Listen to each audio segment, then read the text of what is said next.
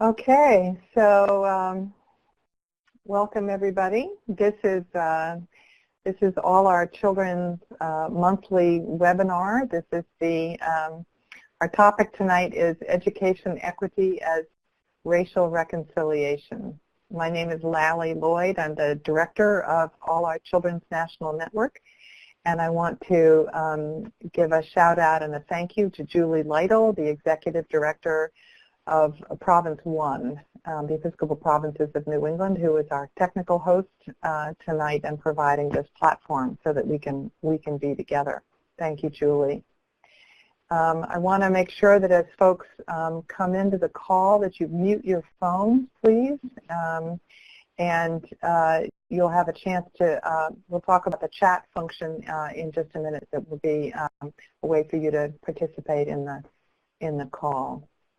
Just a couple of words of framing and introduction.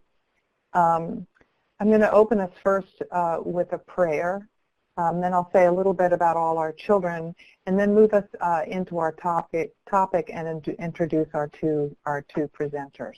So let me open with this word of prayer. This is written by a Bishop Stephen Charleston, a bishop in the Episcopal tradition and a member of the Choctaw Nation. Let me not look away, O God, from any truth I should see. Even if it is difficult, let me face the reality in which I live. I do not want to live inside a cosseted dream, imagining I am the one who is always right, or believing only what I want to hear. Help me to see the world through other eyes, to listen to voices distant and different, to educate myself to the feelings of those with whom I think I have nothing in common. Break the shell of my indifference. Draw me out of my prejudices and show me your wide variety. Oh, let me not look away. Amen.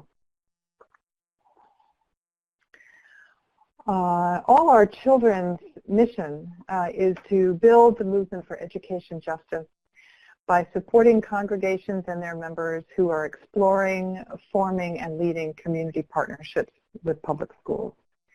We do this because too many children, and most of them living in poverty and many of them children of color, receive a substandard education, vastly different from their white and more affluent peers. And this is not what God dreams for God's beloved people. We believe that Jesus showed the church how to engage our communities, how to serve children, and how to challenge injustice. Our vision is of 1,000 partnerships at the local, state, and national level, supporting their members in taking action and advocating for education equity. All Our Children hosts events, webinars like this one, and we create and curate print and video materials and online tools to help people at every stage of partnership learn how to shorten their own learning curve and learn how to build the alliances and the partnerships that they want. We connect leaders and volunteers with one another, people like you, through calls like this and our conferences, and we are building a community of hope, a community of encouragement and of relationships.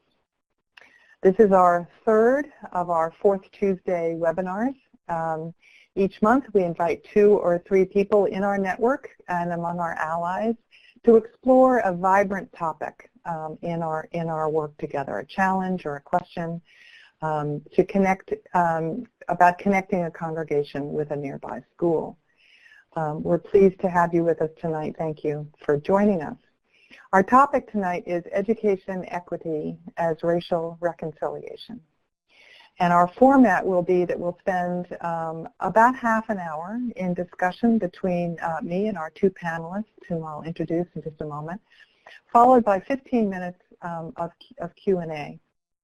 And then together we will do a brief feedback evaluation so that we can learn and do this better that next time we will end the webinar promptly at 8:15 Eastern Time. Before I introduce our presenters, I want to introduce my colleague, Mary Liz Murray, who is not visible on the screen, but she's right here with us, and she's going to be moderating the chat room. Mary Liz, why don't you say a little bit more about that chat function and give some instructions for folks to participate, please? Sure. Hi, everybody. I'm Mary Liz. You will hear me tonight, but not see me. The chat function is located on the right hand of your screen. It is available to everyone who's participating. You'll see I've posted a message that would love for you to introduce yourself, let us know your home church or the church you are representing on this call and the city. That way we can see where people are joining us from, and maybe you'll find somebody in your local area that you didn't know was going to join us or interested in this topic. So the chat is open to everyone. We'd love to have you introduce yourself. While the call goes on, I will be asking a couple questions in there for our participants to answer based off of the discussion, as well as moderating questions that you would like to hear our panelists answer in our Q&A section. So if something comes to mind as you hear this discussion going on and you would like further explanation, or you'd like to dig in a little deeper, or you have a follow-up, just post your question, let me know who it's for, and I will keep a running list so that we can ask those questions in our Q&A period. Thanks, Mary Liz. So as I said, our topic tonight is education equity as racial reconciliation. And speaking for myself, as a white person, I don't often have these conversations in mixed race contexts. And these are important conversations for us to have together. The white people on the call today are going to have a chance to practice. We're going to practice having these conversations so we can get better at them and be more confident. Our panelists tonight, Zakiya Jackson and Kasara Spencer, belong to two other Christian traditions other than the Episcopal tradition, which is where I come from and from where many in the All Our Children Network come from. So we might be languaging this work a little bit differently. We might try to dig beyond the buzzword of reconciliation, which is a word that we use a lot in our denomination, and talk about the what and the how of what we mean. I want to start by reminding all of us of two statistics that demonstrate that education inequity has a very distinct race vector. The first is that the racial achievement gap is dramatic. Black fourth graders scored 26 points lower on a national reading assessment than their white peers, while Hispanic fourth graders scored 24 points lower. And these differences are the equivalent to about 2 grade levels. The second statistic is that graduation rates for students of color are lower than for white students. During the 2013-14 school year, 87% of white students graduated from high school on time, while 76% of Hispanic students and 73% of Black students earned a high school diploma on time. Our presenters tonight bring to us a wealth of experience as leaders grounded in church with passions for education equity. Zakiya Jackson, wave Zakiya. There's Zakiya, is the Director of National Partnerships at the Expectations Project. Zakiya is also a writer and speaker at the intersections of spiritual formation, racial justice, and African American culture. An essay that she wrote called Responding to the War on Black Bodies was published in Leaven, a journal of Christian ministry. Welcome, Zakiya. Thank you. Kasara Spencer, Director of the Micah Association in Richmond, Virginia, which is one of the giants that All Our Children stands on in terms of its depth and breadth of experience working with local schools and local congregations. Kasara has 2 master's degrees, one in divinity and one in social work. And she was a speaker at all our Children's New Hampshire Regional Forum a year ago. Welcome, Kasara. Thank you. So we've asked each of you to give us a brief introduction, a couple minutes, about who you are and what you do in your work, and how you personally felt the call to pursue this work at the intersection between church and school. Kasara, would you start for us, please? Mm-hmm. Well, like you said, I serve as program director for the Micah Association, which is a part of Richmond Hill, which is an ecumenical retreat center here in Richmond, Virginia. I also serve as the dean of the Koinonia School of Race and Justice, which is also at Richmond Hill. Richmond Hill has a four-pillared mission: spiritual growth, prayer, healing, hospitality, and racial reconciliation. And so when I came to this work, I actually came to this work with Micah after I was serving on the as dean or faculty for Koinonia. And as I began to be engaged in Micah, I recognized that Micah needed to come to the next stage or the next point in its existence, because let me explain what Micah is. I guess I need to backtrack. I thank you for recognizing Micah and its contribution. But Micah is an association of faith partners that support and volunteer in Richmond Public Schools elementary schools. It is an interfaith community. It is a network of faith partner volunteers who engage in the school system in a variety of ways based on what the school system is expressing as needs. Most commonly, those needs are lunch buddies, classroom assistants. It can be tutoring or mentoring, or even material support, back-to-school supplies and things of that nature, supply drives. And Micah grew out of the efforts of a few local churches to engage in schools approximately 17 years ago, where they began to have individual relationships with schools, attempting to support the academic achievement in Richmond Public Schools, which were seeing a decrease or struggling student achievement at the time.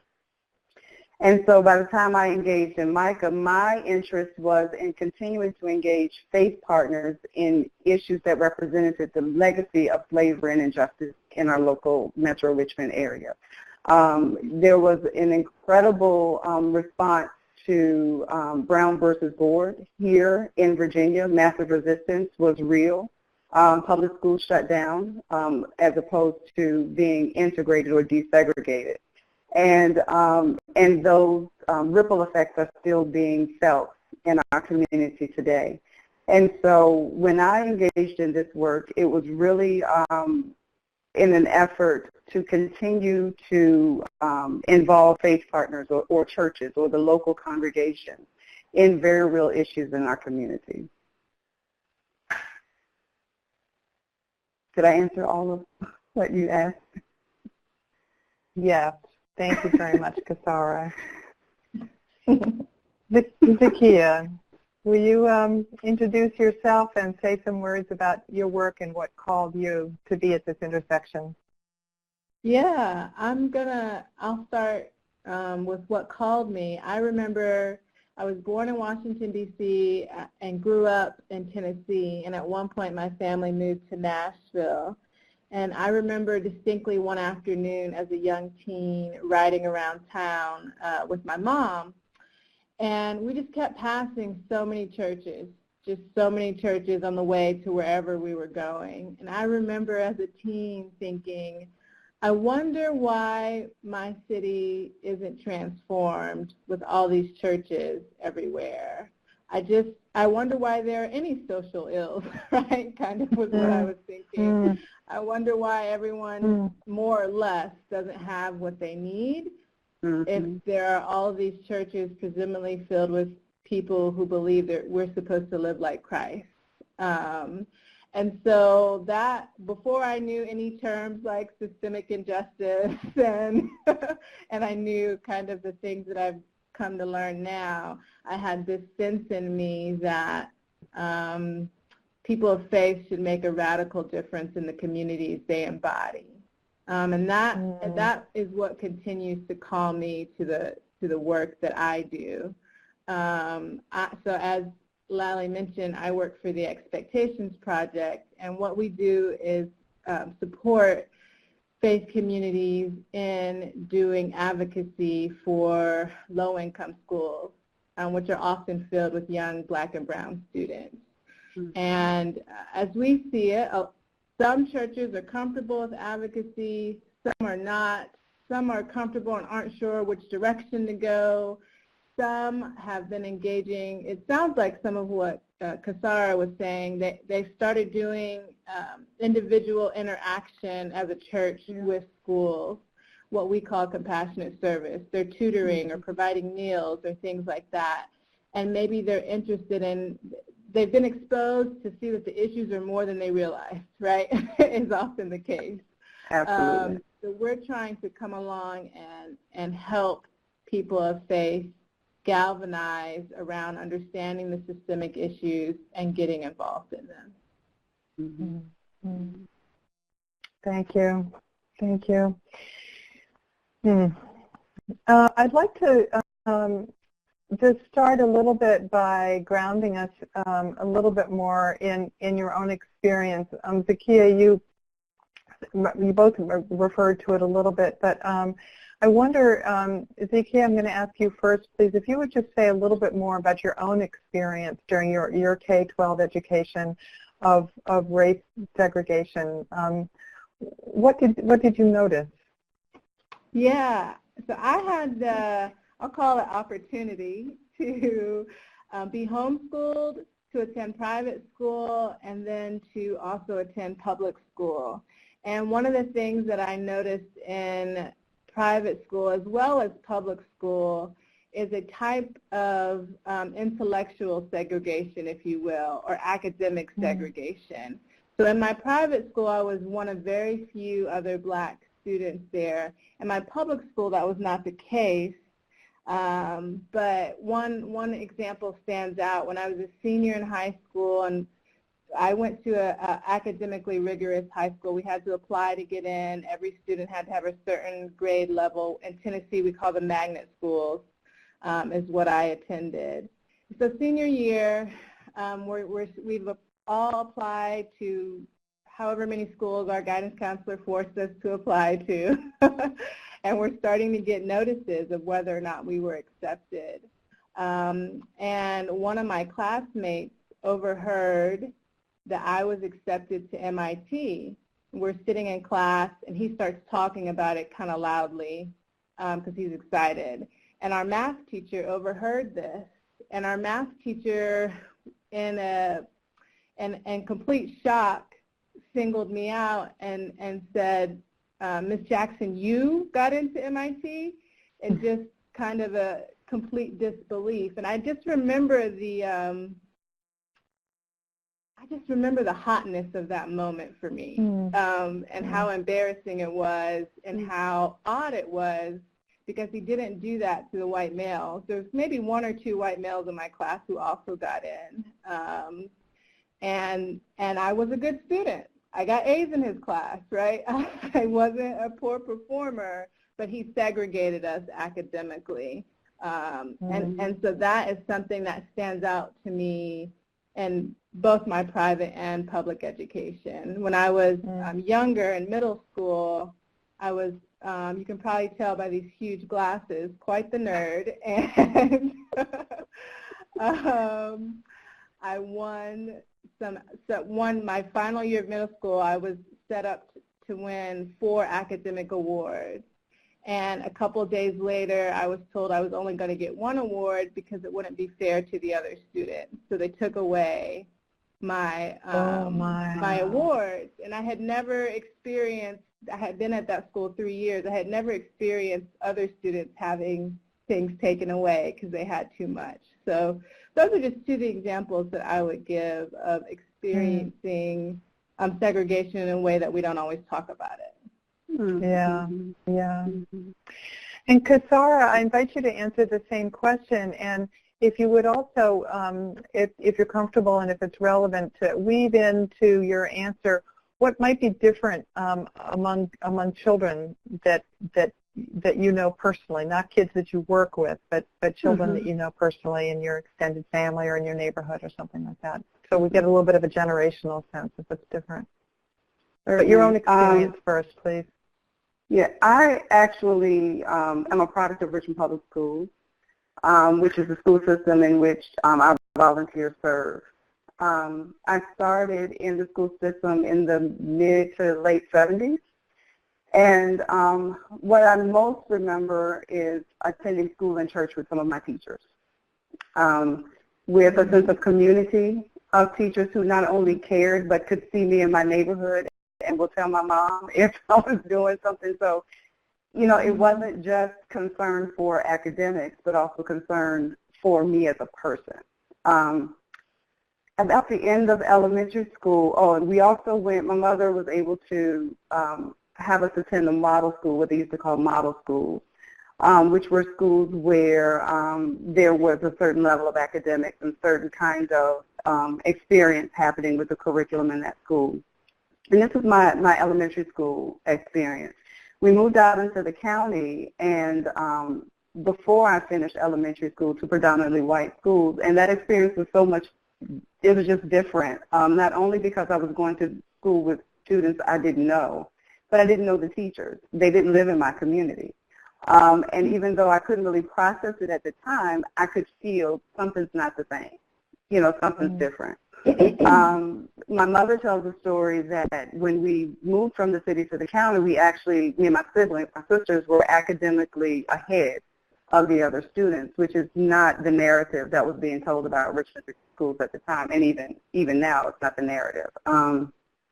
So we moved out into the county. That whole environment was different. The tone of the schools, even the age of the schools and the way the schools were built was different. And the teachers approached us differently. I had some good teachers, so I don't necessarily have an experience from a teacher that was directly different. I could feel it, the difference. And since I was a high achiever, I tended to be in particularly math and reading classes as the only black student, or one of two in the class. Again, at the time, I didn't have the sophistication of thought, just the observation. Oh, I'm the only one. And in one particular class, in one particular instance, I did have an incident with a classmate who called me the N-word. I can't remember what the conflict was at the time. I know I was extremely shocked because these are students that didn't display any of that kind of animosity, and the teacher happened to be out of the room at this time. And I had this aggressive interaction, you know, with her, implying that I really didn't belong in the class. That was not a common occurrence for me. However, I did begin to note that if I was achieving at a certain level, then there was a certain amount of interaction with students that looked like me that I didn't have in my classroom. We moved back into the city for my high school. I finished high school in the city, and by that time, the city was beginning to do some experimentation with their schools. They were combining schools across the community, and I was in one building, and my sister graduated from the same school, but she was in a different building. And so for my last 2 years, I actually was in what's now currently John Marshall High School, but they had a high school unit, which was segregated education, but within the same school building. So the higher achievers were in this high school unit where we took certain caliber of classes, and for some classes we went to the regular, so-called regular classes in the other building. So in my education, we had somewhat of I experienced segregated education, both within the same school system, you know, by virtue of the classes I took, even the location of those classes. So it was like a population within a population. Again, at the time growing up, I knew something wasn't quite right. I couldn't frame it because there was not a lot of conversation happening in this city at that time about race, not out in the open. My own grandmother wouldn't even talk about her experiences, and she lived to be 90, in her mid-90s.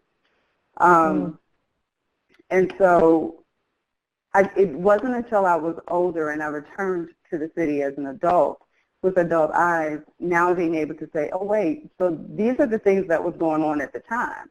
And even the things I didn't learn about in a predominantly black school system, civil rights in this location, right, in my local city. We learned about protests and things happening in other areas, but as far as what was being taught in our schools, and even in my community to some degree, I didn't hear about it. And so these things were kind of whispered, and unless you knew or you came from a family who were highly or heavily involved, there were some things you just didn't know. And I didn't realize that until I returned with my own children.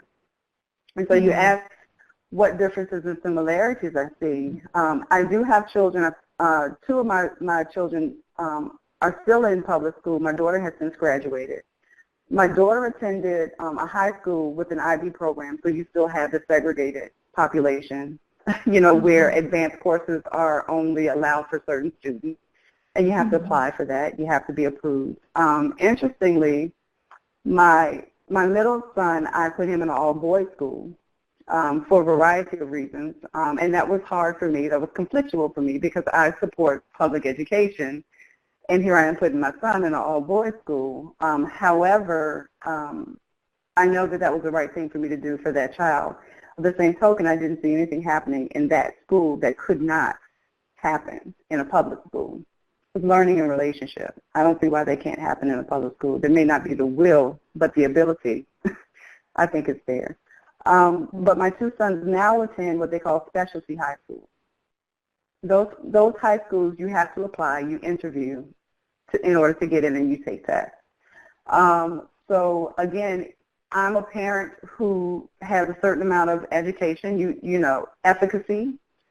And so I raised my children in a certain way so that I have the efficacy and I have the personal resources, I would say, to be able to push and advocate for my children to attend that kind of school. Other parents don't have that. And so the things that I see that are the same, we still have IB programs, so we still have the segregated community of children who get to have the more challenging curriculum within a subset of children who don't have that opportunity. So in many ways, things are the same and yet they're different.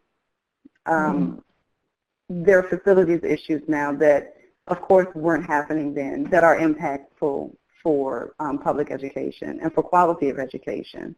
Of course, there's funding issues, which I think were probably prevalent when I was attending school, but it's just not, I mean, it's been exacerbated over the last few years. And the quality of education, I know we have dedicated teachers. I know we have qualified teachers.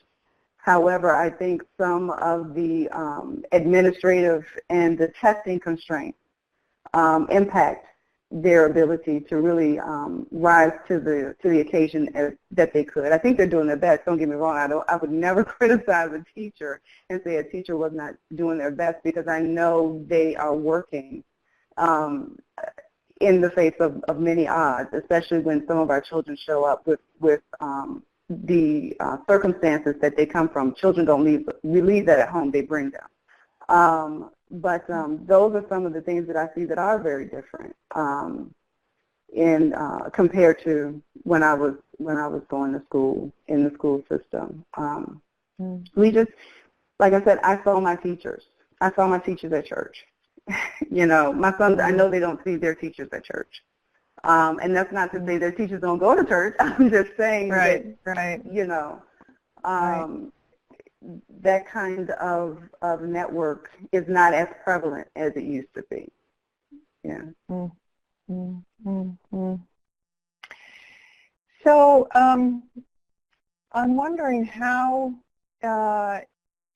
education equity work intersects with racial justice, racial reconciliation, racial healing dialogue initiatives or programs within the work that you do, that you see happening either locally in your respective programs or in the wider conversation. I mean, does do the topics, do the issues, do they intersect? Ziki, I'm going to ask you to start first. Yes, they absolutely And I guess part do. of what I'm asking, I mean, we know that they intersect. I guess what I'm interested in is, can people talk about it? Can we name that? I think it's really hard for people to name in general, because the unpacking racial justice is hard for people to name across religious practices and racial backgrounds. I have found it to be challenging for people to unpack it. I think that sometimes people seem to believe, well, no, they just do believe that the pathway to justice starts with reconciliation, and I actually believe you have to start with justice, and that's how you move closer to reconciliation, right? So if someone tells me that they're really passionate about reconciliation, then I want to start to explore what they know about racial justice to see how far their passion can go and how deep they're going to be able to address things.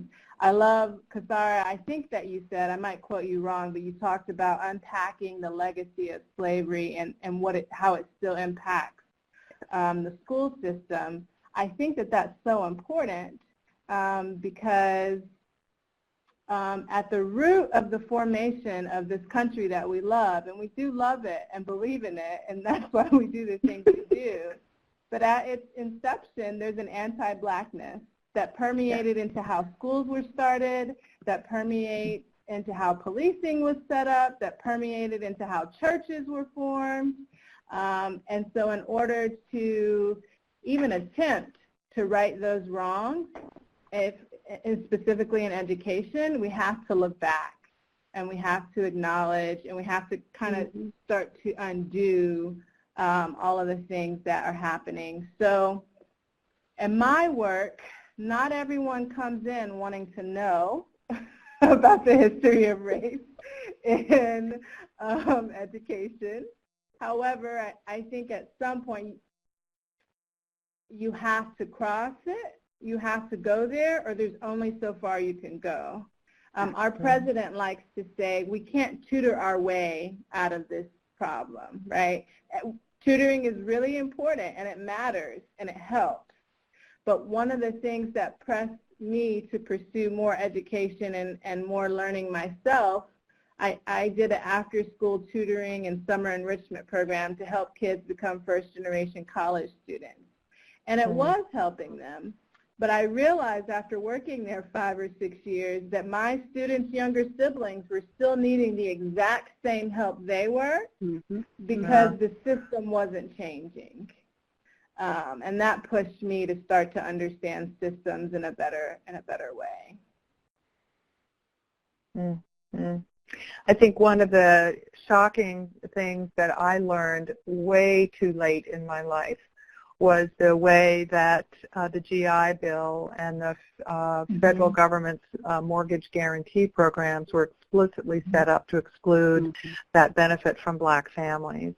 And as we know, over the last 50 years, the gradual, healthy, long-term growth in housing values, not the peaky ones that crashed, but has been probably the single biggest driver of the accumulation of wealth among white people.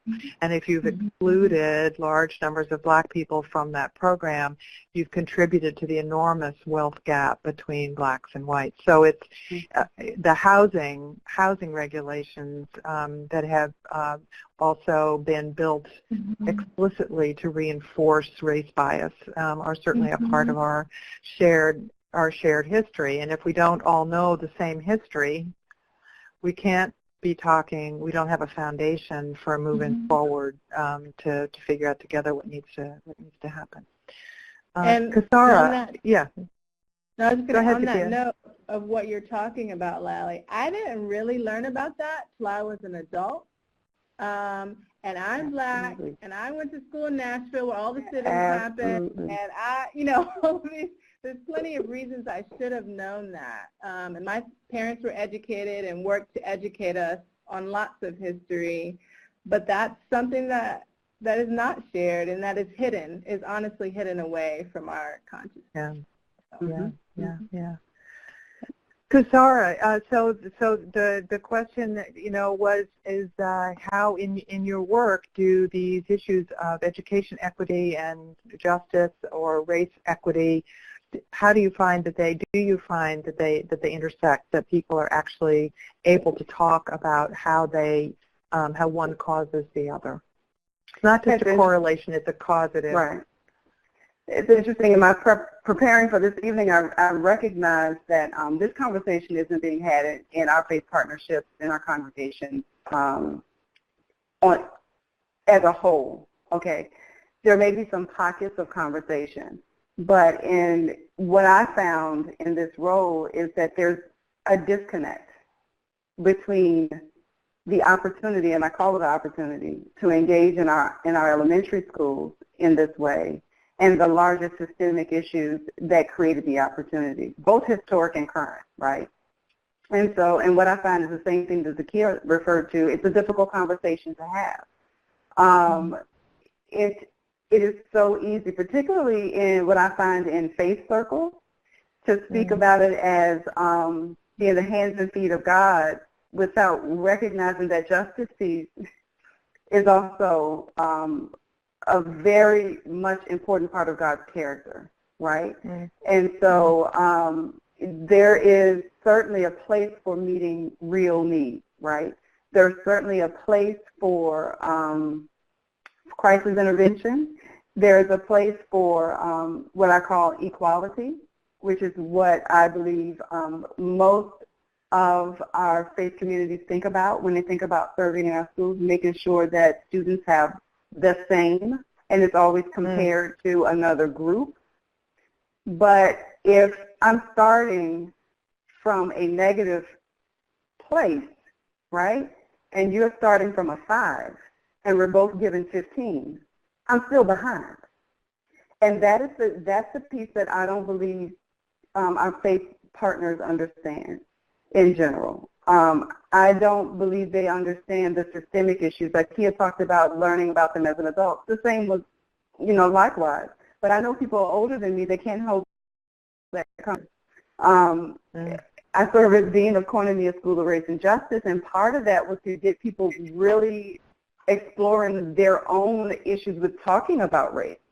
It's so much easier to say it's an economic issue, right? Without exploring why we think a certain subset of the population struggles with economics. And in Richmond, we have one of the highest concentrations of public housing on the East Coast still.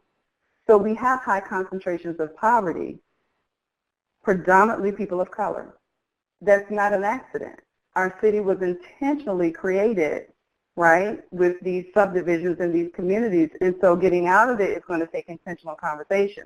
The conversations to get into this situation were intentional, right? They might not have been as public as we think, but they were intentional. And so we have to bring that intent of justice and racial reconciliation. We have to bring that to what we're doing. But it is not an easy conversation. It is not a comfortable conversation. I have worked, before I came to MICA, I've worked in one of our public housing communities with white churches who were connecting, working to support community leaders, right, around self-identified community issues. And all of that was fine and good, but nothing about race was being discussed, nothing. But you had all of these racial undertones happening that was impacting the relationships on some level. I find that problematic. I find it problematic to talk about addressing issues that are symptomatic and that are not that don't identify the real issue. They don't get to the crux of the matter. If I have a cold, I take cold medicine. I'm masking a symptom. There's a cold virus. And so what I find problematic is when we have brought our faith partners together to talk about a need that is created by the systemic injustices, but we keep putting what I call Band-Aids on the surface wounds, right? But we don't get down to the deeper wounds. And if we don't get down to the deeper wounds, we're just going to keep bumping it, and it's just going to keep festering generation after generation. So at some point, there's got to be intergenerational conversation about, okay, what's really going on, and how do we change our attitudes so we can begin to look at the solutions in a different way, right, that they really get to the root of the issue. So I've heard you both say that that in general, conversations about race don't come up easily or early in the work that you're doing with congregations. Is that different in congregations that are predominantly white from congregations that are predominantly people of color? And I guess I'll let Zakia take this one first. Yeah, I think that yes, but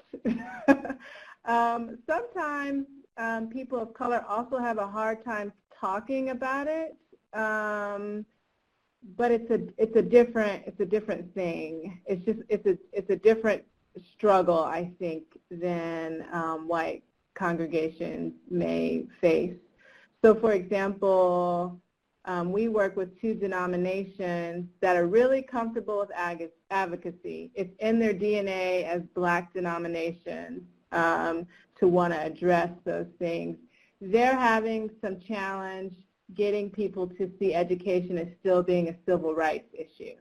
And so pressing the matter from that angle and getting into, I think because we're not where we used to be, because there has been some change, that can be a challenging racial conversation, right? Because we do have more, I will say, access perhaps than we used to have. But I think going back to some of what Kasara was saying, I don't know that the root issue has ever been addressed, so the problem just transforms, it mutates. The problem hasn't actually been solved, though generations before us have done much to address it and help it not be what it was. But it's a sensitive sort of not wanting to offend the elders versus recognizing what the children are still going through, even though their water fountain doesn't say colored only. It's a hard thing to get into sometimes. Yeah. Yeah. Kasara, do you have some thoughts to add to Zakia's answer? I would piggyback and I would affirm what Zakia said. In some ways, the conversation I found is easier, and it's a different conversation in Black communities. There's a ready recognition of racial issues.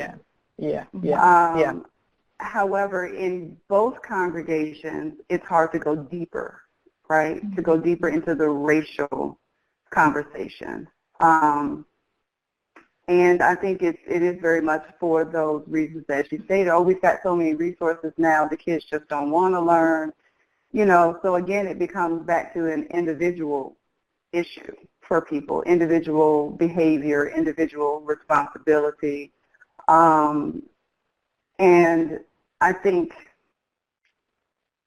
it is very challenging to continue to point to the systemic issues because the focus tends to be so much on what behaviors are, right? Individual student behavior, or how parents aren't involved. So then it becomes this personal responsibility issue. And it becomes very challenging to pull back and say, maybe these are unhealthy responses or coping mechanisms. Right. To a system that is broken and is not designed to function to include people of color or people in low income, So, and not to take away from people's responsibility, right? But to acknowledge that that the system needs fixing, or at the very least, modification and acknowledgement that there's advocacy that's necessary. Are there resources cultural competency resources maybe that you're aware of that might help a congregation get started? Have you seen a tactic, basically? I guess is sort of what I'm asking for. That can help a congregation first to get different eyes, which I think is what's needed, and then have the courage to practice a conversation that they may not have known or been comfortable having before. Kasara, any resources that you found that have been helpful? Well, there are some organizations in our area, Virginia Center for Inclusive Communities, Hope in the Cities Initiatives of Change. They have trust building programs. They have race and programming and workshops to help people explore their own perceptions, their own biases, their own stereotypes, the things that they operate from. I also have seen congregations, sometimes led by pastors, sometimes led by lay leaders, begin to build bridges across their differences. So, for example, we've had predominantly white congregations and predominantly black congregations begin to have exchange worship services and then begin to have meals together and then begin to develop a relationship where they're comfortable talking about issues of race and justice. Then I personally participated in one congregation's exploration of race. It was a predominantly white congregation, and they were, all of a sudden I'm drawing a blank on the name of the video series, but it's a video series you may be familiar with of a woman who did her family research, and she found that her family was involved in the slave trade. Traces of the Trade. Traces of the Trade, yes. And they were working through Traces of the Trade last year. I was a part of their Lenten series. And they invited me and Ben Campbell in to lead them in just an exercise about race. And so we talked about the local history and how white privilege was developed, and then led them in some table talk and some facilitated conversation. So locally, I see churches begin to take it upon themselves to explore for themselves, and to learn, what is slavery, what is this history, how do we deal with it, how do we examine ourselves. The School of Race and Justice was formed at Richmond Hill to give people a space where they could begin to explore these issues first within themselves, and then to have conversations interpersonally, and then to be able to engage in the community. And so those kinds of resources and conversations I'm seeing are happening more and more frequently out in public forums, as well as, like I said, those one-on-one individual institutions that are deciding we've got to do something different. We've got to begin to have the conversation. So it sounds like part of your answer is that it's not so much, it's not like there's a book or a workbook that you can do, but there are experiential workshops that involve people coming together in real time with other people, maybe with some structure and some supportive guidance to help them do this. Zakia, is that your experience as well, or is that analogous to what you see as being helpful? I think that, and it sounds like you were saying this too, Kasara, I think that both are helpful, and that you have to hopefully have someone guiding you who knows when it's time for what, right? Yeah. So I think it's really important for people to do some homework, and I've been reading a book called Trouble I've Seen, Changing the Way the Church Views Racism by Drew Hart. So I think it's important to, maybe as a group, read books like that are really going to be challenging, and it's going to be important that you not read that necessarily all by yourself, that you have conversations and discussions that are real honest, where you might say, I don't believe any of that, mostly because I don't, or because it hurts my feelings, or whatever it is. This is not to say that books are without fault, but whatever it stirs in you. I think exploring racial justice is very stirring, and too often we ignore the stirring. And there's not a good place or avenue to release those stirrings. And I think dealing with the stirrings is just as important as reading the book, right? And then there are other times where you've read 5 or 6 books, it's too much, right? You need to take a break, and you need to do something experiential. You need to go to a conference, or you need to go to a team training, building opportunity that is, credible to help you work through that. Or you need to have a special guest come for a series at your church. Fly somebody in if there's not someone local that you trust. But to me, when I have led workshops before that are on the topic of racial justice or reconciliation, at the beginning of almost every one, I remind people that we're going to get stirred tonight or this afternoon, right? And I try to set a climate that people are prepared for that they have an opportunity to not run away from it. I can't control anybody, so if you're going to run, you're going to run. But be in an environment that invites us to deal with that in a healthy way. That's beautiful. That's beautiful. What stirs me in that answer is the opportunity for the Holy Spirit to be a spirit of healing, both within the individual who might otherwise resist, but also within the community. So I really appreciate sort of leaning into that. That stirring. That's great. My last question before we open it up to questions from our participants is, so we're just going to do, if you wouldn't mind, each of you a quick answer to this one. What actions can participants take individually or as a group to make the next step, to create change, but the next incremental change in whatever their local context is around education and race inequity. And Vicki, I'm going to ask you to go first on this one.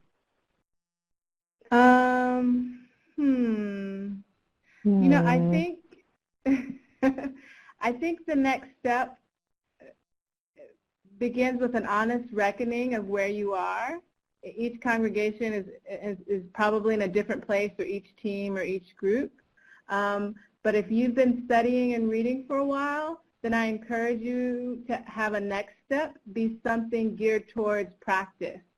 And maybe a practice of going to a school board meeting as a group to hear and learn what's going on to give you better context.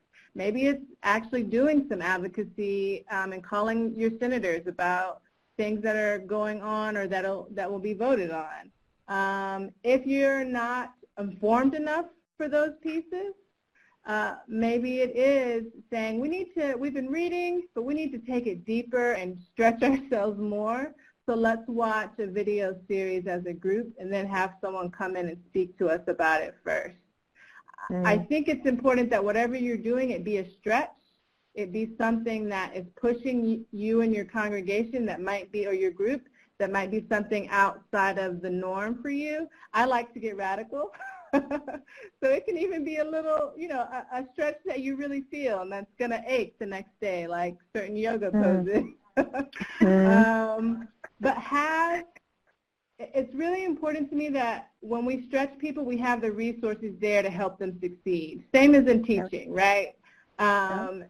And so make a strategic plan for yourself and take the next step that will really push you. And if you don't know, I think that there are resources to help you figure that out. Yeah, great. Great. Or some of the participants are sharing information that they know about resources, and so we'll be sharing that. We'll be sharing that with everybody. So, Kasara, what would you recommend to somebody or a small group of folks who want to figure out how to take their next step? I'm going to say make sure you write down what Zakia just said. And so I'm going to give what I consider like a balance to that component.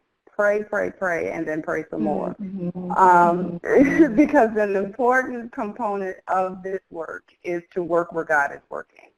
Work where you are sensing your calling, because that's what's going to give you that motivation beyond that stretch, right? When you hyperextend it, right, you got to have something to reach back on.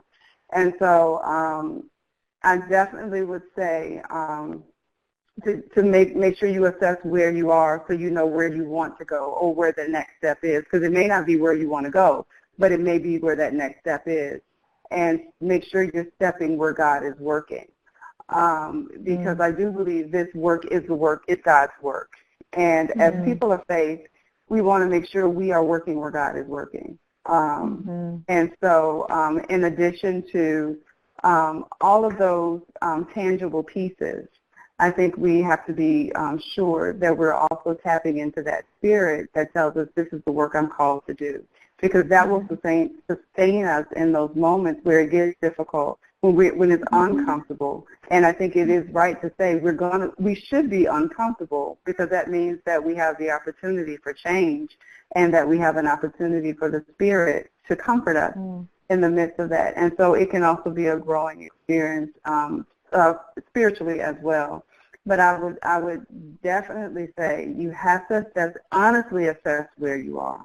And determine where I want to be, or where we need to be, or where we feel called to be, because I believe that that calling is important. I've seen folks do what makes sense, but they don't have the internal preparation to be there, and that can be more damaging than beneficial.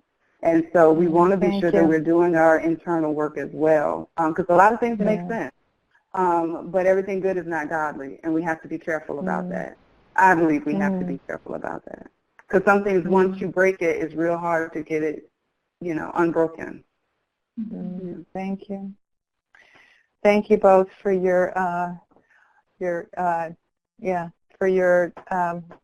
for those words, for your wisdom and your courage. I appreciate that very much. We're going to turn for a couple moments now to our participants who've been listening to us and see what questions they may have, and for that we'll turn to Mary Liz. Mary Liz, what have you got for us? Thanks, Lally, and thanks to James and Peter, who were very active on the chat, and to everybody else who's been listening in and watching. If you have any last questions while we do this, to the other participants on the call, don't hesitate to write them into the chat box. The first one I'm going to ask is from James McKim, who is joining us from Province 1, and he's part of the committee in Province 1 for racial reconciliation. And Sarah, I'm going to ask you this question first, only because I'm more familiar with Micah's work with individual congregations, but Sakia, if you think of anything to add, please feel free when Kasara is done. One of the questions is, and I'm wondering if there are some specific examples of congregations you can think of, Kasara, who have engaged the school board or the local government around the issue of education equity and or racial reconciliation, and how they did that. What were some steps that they took? What did that look like in practice in Richmond? In Richmond, one church in particular is the first church that comes to mind whenever I think about that kind of advocacy, and that's St. Paul's Episcopal. They have been active in advocating for increased state funding, for changing the funding formula, and some of that was personal individual efforts of congregants who are connected to the Micah partnership at Woodville Elementary. So they've shown up at school board meetings, they've talked to school administration, they have worked in grassroots community efforts.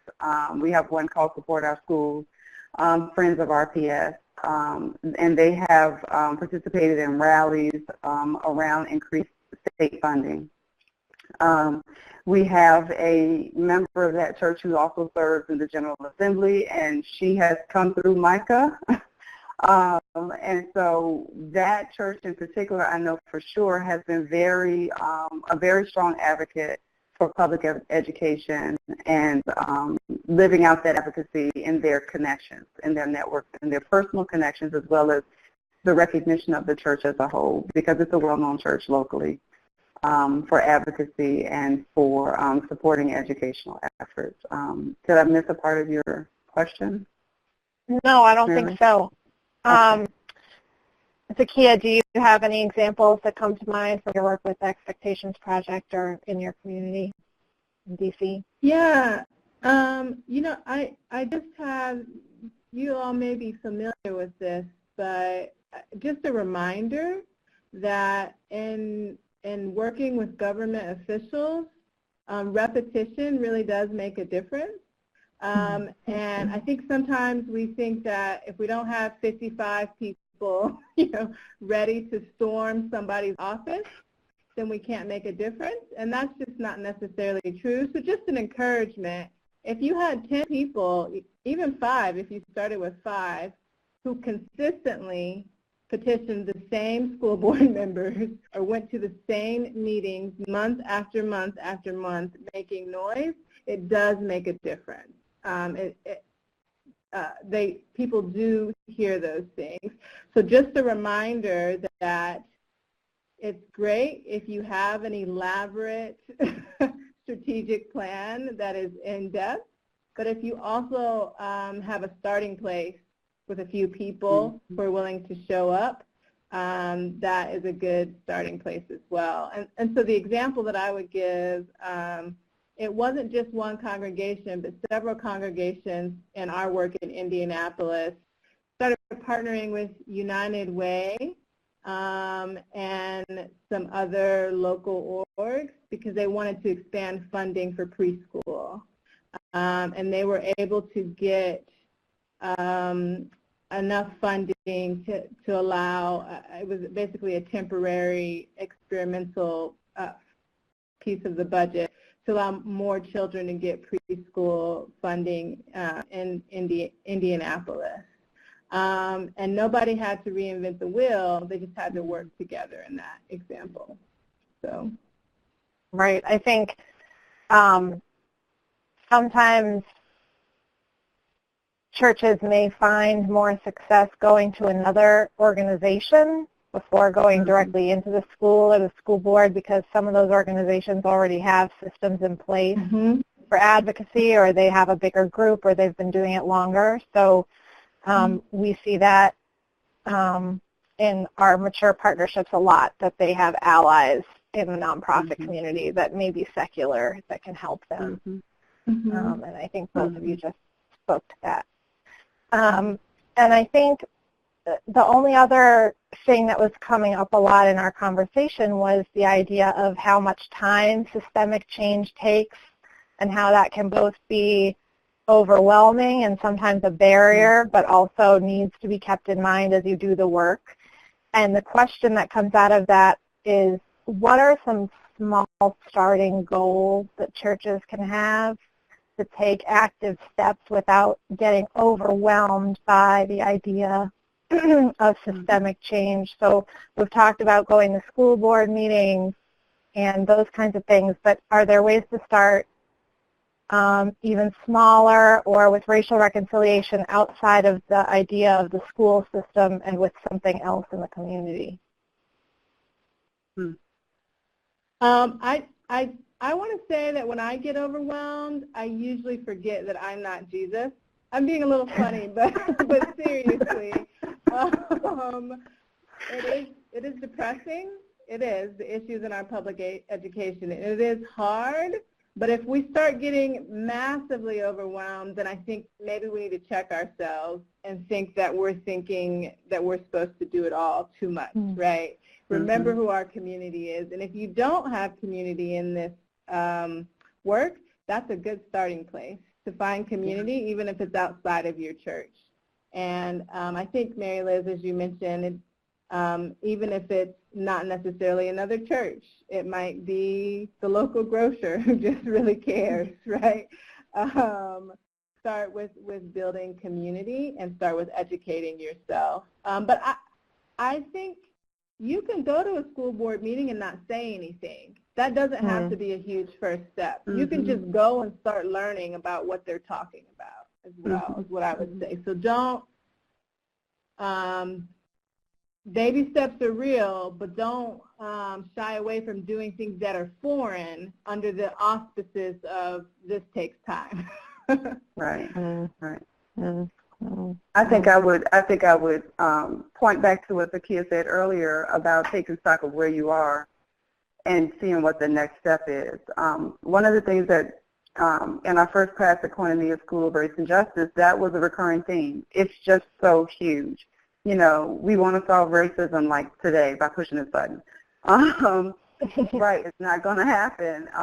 And so what we discovered was we needed to help people focus on what is the area or what is the issue that you're drawn to, you know, and then drill down from there. So very much, you know, I still think it's important to know what you're called to do and to be as specific in that as possible. Otherwise, I mean, it's a lot to have to deal with, but to be able to pinpoint and say, you know, well, the area of education is, yes, definitely what I'm interested in, but, you know, get even more specific. You know, what can I do? What assets do I have? And what need might that meet? And, again, take it from there, being very prayerful, because like you say, you know, no, you're not Jesus, but you want God to, you know, you want to tap into that power, into where God is working, and tap out when you need to, for sure. It's okay. Log off of social media when you had enough. I mean, you know, because it can be very overwhelming, and we all have to manage our personal feelings, as well as doing what's right for the community, right? But if we're all wounded and bleeding because we're overwhelmed, then we can't be beneficial. So, yeah. And our last question before we do a quick evaluation with everybody is, how do we celebrate small successes that keep us going? So what are some ways you've seen churches do this? What are some ways you do this personally? How are we celebrating the small successes so that we can keep doing the work? Well, I can share with you what we do at our luncheons. We have 4 gatherings for our faith partners a year. At the beginning of the school year, it's a kickoff where we kind of rah, and we get everybody geared up and we have workshops. But in May, near the end of the school year, we always call it a celebrate, you know, celebrate the time of the school year. And in the past, we call it different things. Sometimes we call it hows and wows. You know, how did you meet that challenge? And wow, what did you do good? So we have it built in kind of to our model of coming together, where we always make it a point of talking about something that went really well and blowing it up. I understand calling it a small success, but I don't think they're small, because, you know, sometimes it takes a tremendous amount of energy to get that one thing done. And and just because it might not solve the whole issue, that doesn't mean it's not a big thing, right? So we have it kind of built into what we do, where we are recognizing on a regular basis, you know, and uplifting our church-school partnerships. This is what we did, and this is what we're doing really well. This is what's working. This was challenging, and this is how we overcame that challenge. So that's how we do it. One way we do it. Yeah. I'm a big fan of personal gestures, so writing notes of thanks and affirmation. If there's budget in the nonprofit budget for $5 gift cards even, I think it goes a long way to acknowledge the volunteers. Most of this is volunteer-based, right? To acknowledge the people who are involved. And then I'm also a big fan of public sort of words and public displays of celebration and gestures. So if a pastor is willing to honor, even by speaking about it during a service, for example, that can be really meaningful for people, putting it in whatever sort of I guess knowing the people that you want to celebrate, how it would most mean something to them. To some people, it means the world to be mentioned in the Sunday bulletin. To others, it would mean more to get that $5 gift card. Right? Mm-hmm. And then also, if possible, taking time to be together and to just talk about what you have accomplished. And honor that. I was surprised this summer. I did a phone call with a bunch of partners and just read out all the things that each partner was working on. And they all felt so excited to hear what each other was doing and what might be coming in the future. And we did it intentionally to celebrate them. We just didn't know they would be so pleased by the celebration. So. That's the aspect of our luncheons that we find just most exciting, and we're working to make more room for that fellowship. They love to hear from each other. So I agree with that. Yeah. Because I think it's lonely work. Sometimes this work is lonely, and it's helpful to hear about others who have committed to the journey. Yeah. That's right.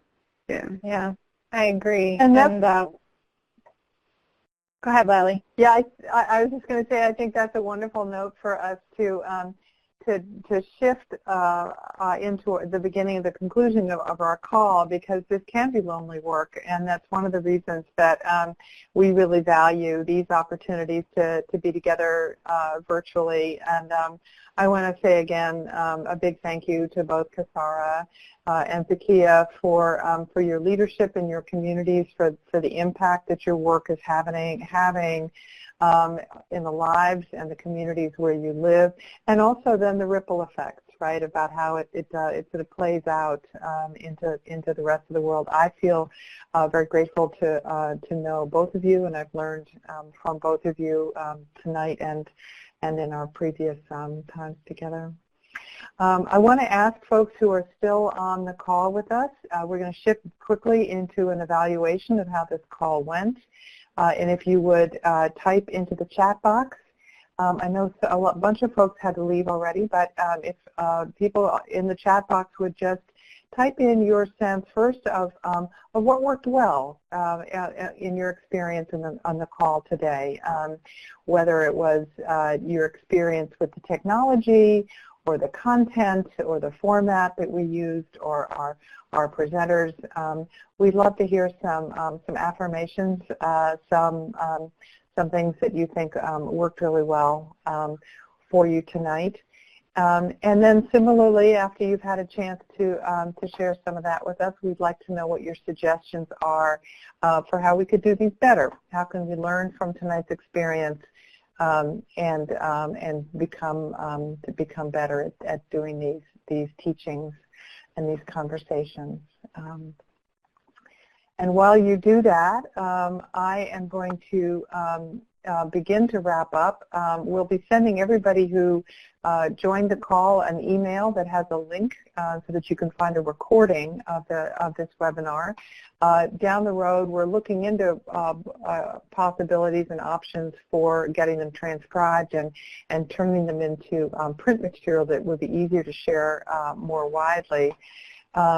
But these webinars are open to anybody, and you will also receive an invitation for upcoming webinars, and be sure to share that widely within your communities and among your friends and allies. Our next webinar is not on a Tuesday. It's on Monday, February 27th. We wanted to avoid a conflict with Mardi Gras, which is the next day, so we're moving it to Monday instead of Tuesday. We figured we would not win if we were competing against the pancake suppers. And again, from 7 to 8:15 Eastern Time. Our topic next month is trauma-informed volunteering. What difference does it make? What do we as volunteers going into the schools need to know about brain research that tells us about what the effects of trauma are on students, and secondary trauma on the teachers and the adults who care for those children every day. Our guests include Dawn Coles, who is a founding member of the MICA Association, the program that Kasara leads now, and a long-term volunteer and mentor with students in the Richmond Public Schools. The second is Adina Davidson, a social worker at a high-poverty middle school in Boston, and her team of social workers are supported by the Trinity Church Boston. And our third presenter is Hazel Carter, a professor at the City College of New York, who has done a lot of research on how the community, the broader community, can encourage and expand college attendance and college access for students for whom that path is sometimes rocky to navigate for different reasons. The remaining webinars this spring will all be on the fourth Tuesday from March through May. Stay tuned. Check out our monthly newsletter for topics and information, and you will all be receiving emails of invitation. Thank you all for being with us tonight. Thank you for the work that you're doing in your communities. The work you do makes a difference in the lives of children, communities, and congregations. God bless you, and good night.